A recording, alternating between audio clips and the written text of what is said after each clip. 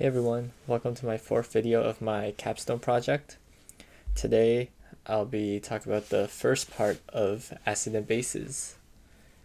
So let's get started with the Bronston-Lowry definitions of an acid and a base. So acids, they are known as proton donors, or a donor of a hydrogen ion. For example, let's look at this reaction and try to identify the acids and the bases. Clearly, we can see that going from HA to A minus is lost a hydrogen. It lost the proton, which means it donated it. And if we look back here, donating means it's going to be an acid. So it's going to be our acid. And looking at our B here, it went from B to BH plus. So it gained an H plus. That means it's an acceptor of a proton, meaning that it is our base. And look at it, we can see that our acid, HA, became A minus, and this is known as our conjugate base. And similar with our base becoming BH plus, that's our conjugate acid.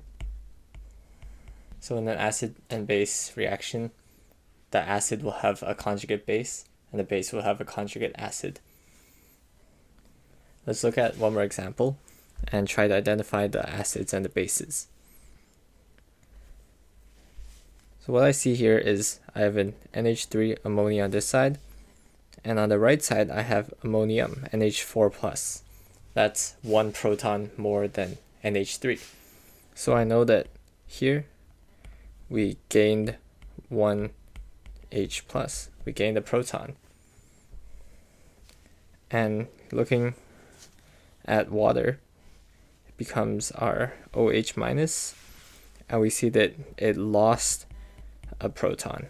It lost one H plus. So what this tells us is our NH3, which gained a proton, it's going to be our base. And our water, which donated a proton, is our acid, making our ammonium ion our conjugate acid,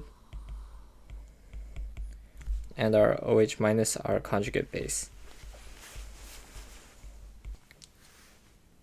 Now let's try to write the conjugate base for these acids. The conjugate base is going to be what's left of the acid after it donated the proton. So that means we take our acid and we remove one proton, and that'll be our conjugate base. For our first example here, we have H3O plus, which is hydronium. And taking away a proton, we get H2O. Next we have NH4 plus, ammonium. Take away H plus, you get NH3. HSO3 minus, we get SO3 2 minus. And then H2O, remove the H, you get OH minus.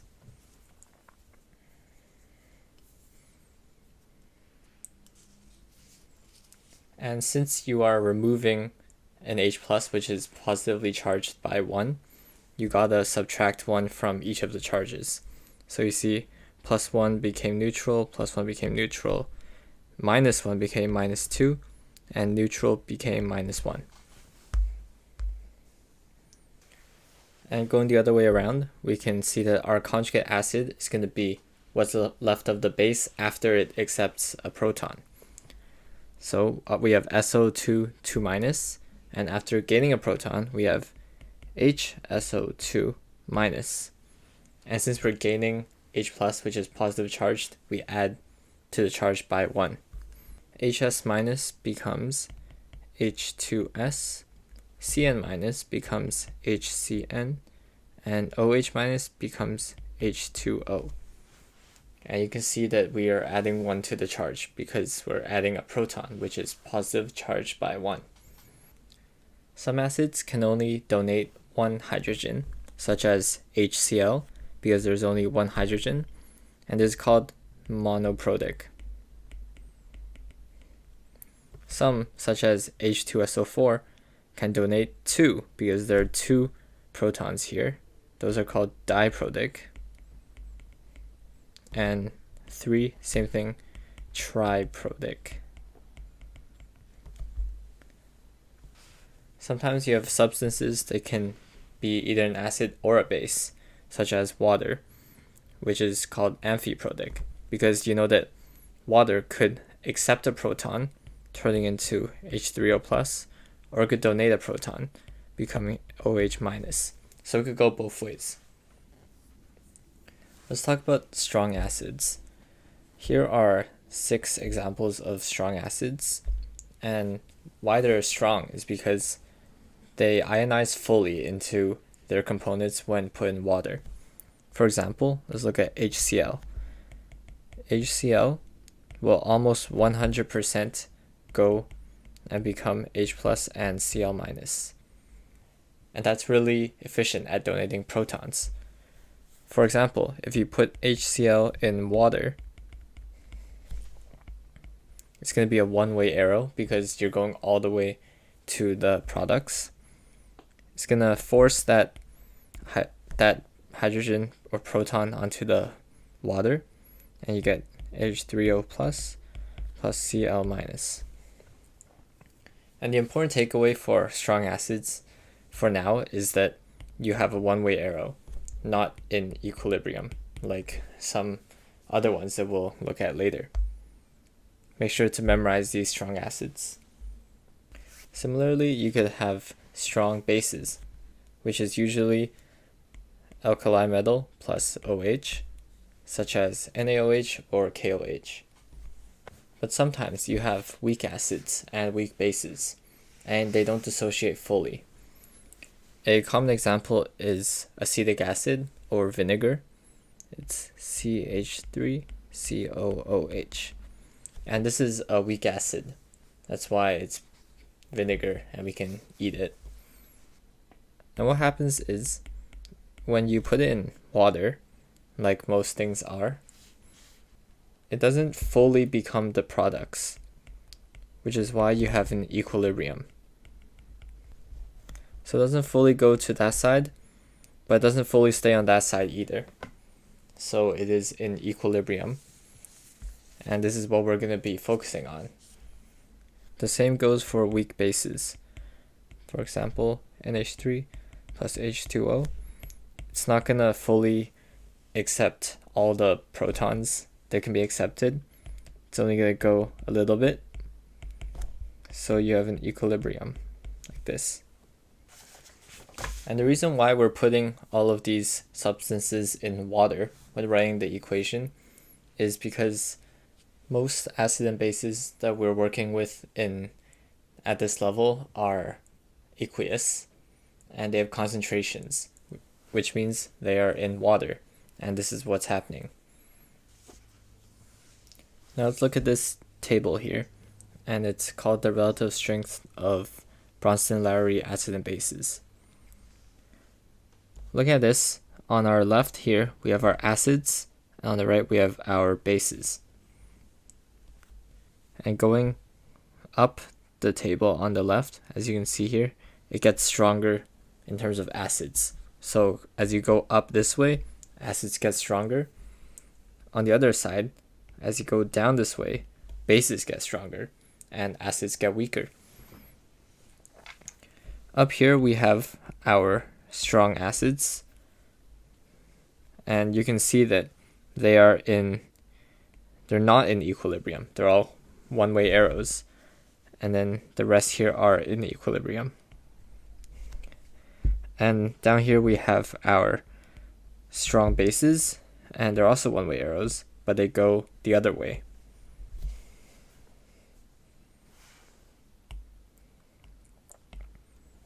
And we'll look back at this chart a little bit more later because it'll get more important. Remember when I said that water is amphiprodic? So it could be an acid or a base. So let's say I put some hydrochloric acid, HCl, into some water. How would I know if water is going to become an acid or a base? So here's how we do it. We have to use this chart. and we look for which one is the stronger acid. So first we look at HCl, which is over here. You see it is very strong. It's a strong acid. It's also more towards the top of the table. And water is all the way down here, so it's quite weak. And because HCl is a stronger acid than water, it's going to act as the acid in this reaction, and the water is going to have to act as a base. In other words, both are trying to give protons to each other, but because HCl is so much better at giving protons, it kind of forces that proton onto H2O. So that's what's going to happen. Cl minus and H3O plus. And this goes for mixing two acids too. If you just mix two acids, the stronger acid is going to actually act as the acid because it's stronger. And make sure that because HCl is a strong acid, that's going to be a one-way arrow.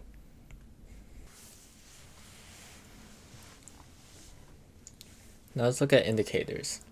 So for this test, you'll look at observations from indicators and use that to determine the strength, relative strength of different acids.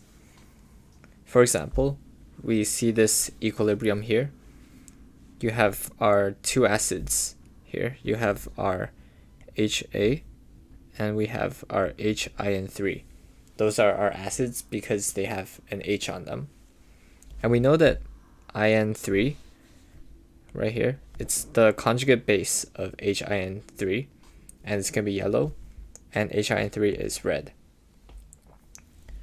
We're also told that at equilibrium, this whole solution is red.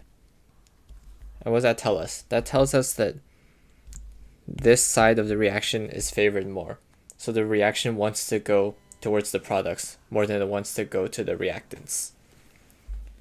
What that also tells us is that our acid HA is more efficient at donating protons than HIN3. Because HIN3 wants to push it that way by donating a proton, but HA wants to push it that way by donating a proton. And it telling us that the solution itself is red tells us that HA is more effective at doing so, which means that HA is going to be a stronger acid than HIN3. And on your test, you'll have to repeat this with different trials and then at the end rank all of them. So make sure you use good critical thinking for that. Now let's look at the ionization constant for the ionization of water. So remember when I said that all the reactions we're looking at this level with acids and bases, they are in water? That means that water could be reacting with itself. And what I mean by that is you have water and you have another water that's actually going to self-ionize into H3O plus and OH minus. One of these are becoming H3O plus and one is becoming OH minus. So you have one acid, So you have one acid and one base.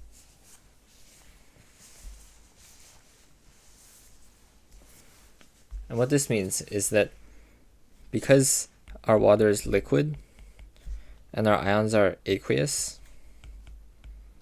we can write our equilibrium constant called Kw as concentration of H3O plus times concentration of OH minus.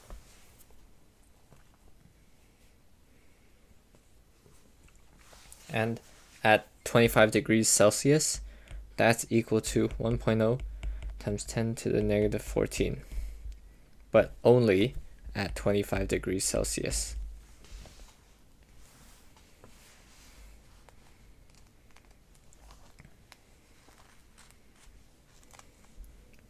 And this is because changing the temperature would shift the equilibrium, and you would end up with different concentrations of H3O plus and OH minus.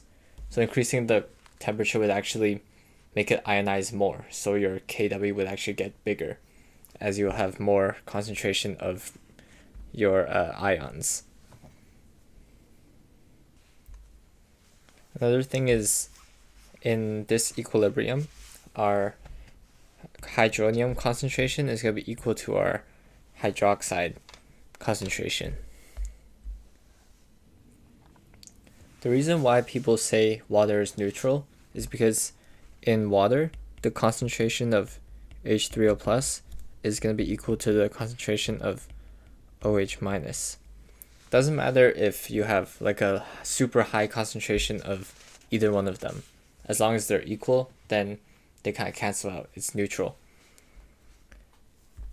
And based on this logic, we could say that an acidic solution would have concentration of H3O plus greater than a concentration of OH minus. And that's going to be the opposite for bases.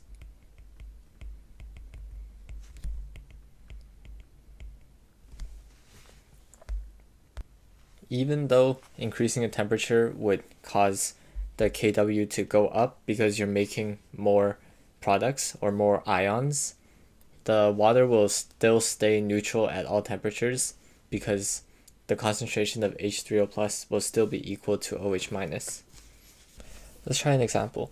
So saying that the hydronium concentration in a certain substance is 5.6 times 10 to the negative 4 molar, and we want to find the concentration of OH minus.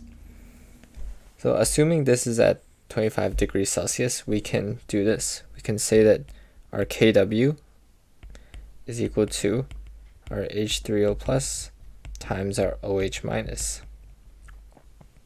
And Kw at 25 degrees is 1.0 times 10 to the negative 14. And that's going to be equal to 5.6 times 10 to the negative 4 times the concentration of OH minus. And doing the math, we can find that the concentration of OH minus is going to be 1.8 times 10 to the negative 11 molar. And comparing our hydronium concentration to our hydroxide concentration, we can see that hydronium is greater, so we can say that this is going to be an acidic solution. Now let's look at what pH is. The pH is kind of a representation of your concentration of hydronium, so H3O plus, in a solution. So for example, if you had concentration of H3O plus of 1.0 times 10 to the negative 3 molar, then your pH would be 3. That's because pH is a logarithmic scale. So to convert from concentration to pH, you take the negative log of your concentration of H3O plus. That's going to be equal to your pH. So a smaller pH indicates a higher concentration of H3O plus.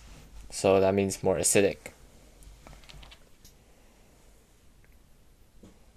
And similarly, for pOH, it's going to be your negative log of your concentration of OH minus.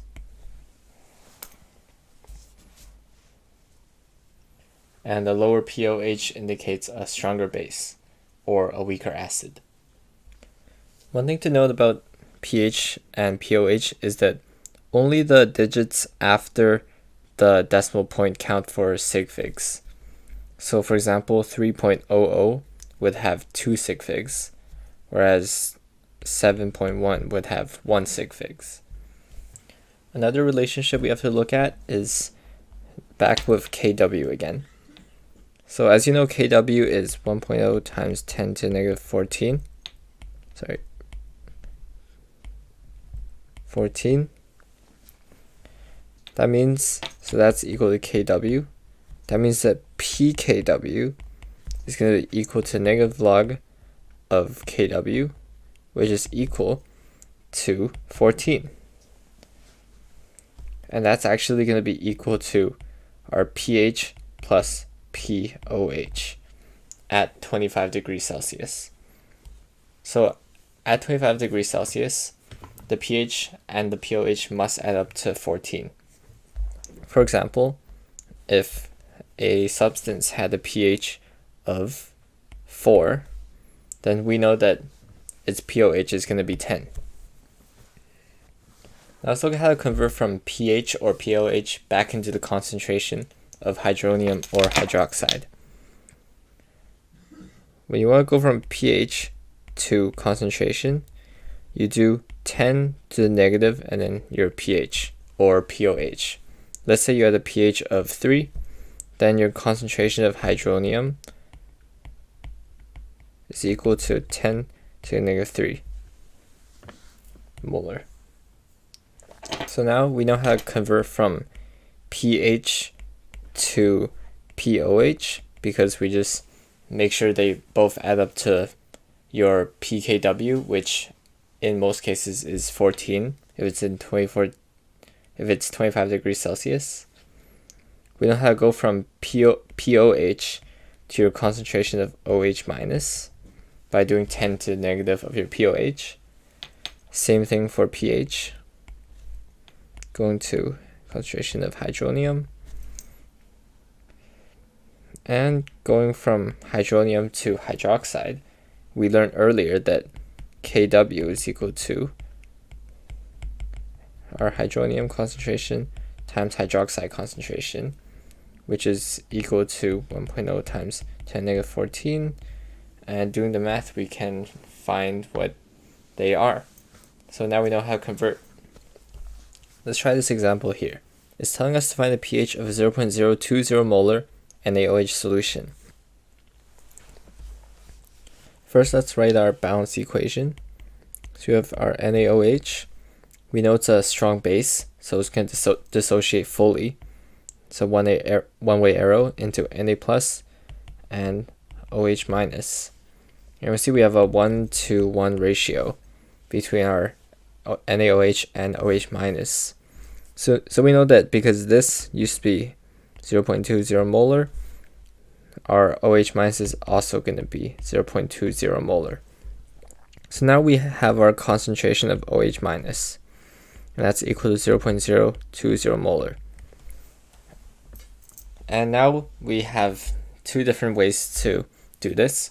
We could either convert concentration of hydroxide into concentration of hydronium, and then converting that into pH. Or we could convert our concentration of hydroxide into pOH, and then do 14 minus that to find our pH. So we're going to do that second method.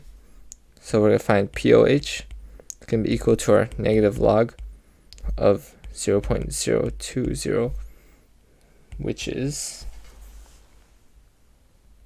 1.699. And since I know that pH plus pOH is equal to 14, I can plug in pH plus 1.699 is equal to 14, and pH is going to be equal to 12.301.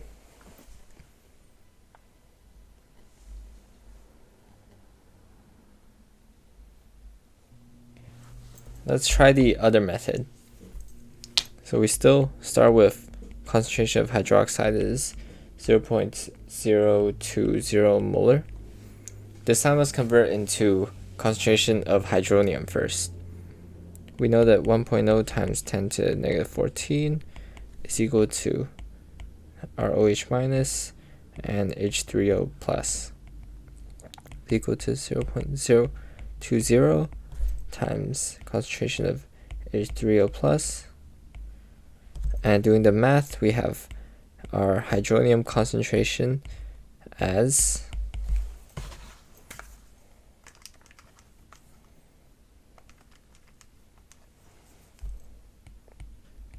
5.0 times 10 to negative 13. Now we have our concentration of hydronium And to find pH, we do our negative log of that.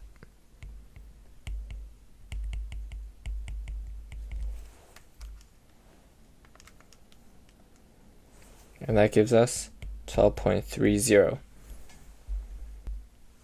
Now for our final topic, we're going to talk about Ka and Kb. Now these are our equilibrium constants for weak acids and weak bases in equilibrium. Because as we know, weak acids and bases, they don't go 100% to the products, but they don't stay as reactants either. So they're in equilibrium. And just like any other equilibrium constant, it's going to be your products, the concentration of your products, raised to the power of the coefficients, divided by the concentration of your reactants, raised to the power of their coefficients. And right now you'll be excluding liquids and solids. And the most important formula here is your Ka of your conjugate acid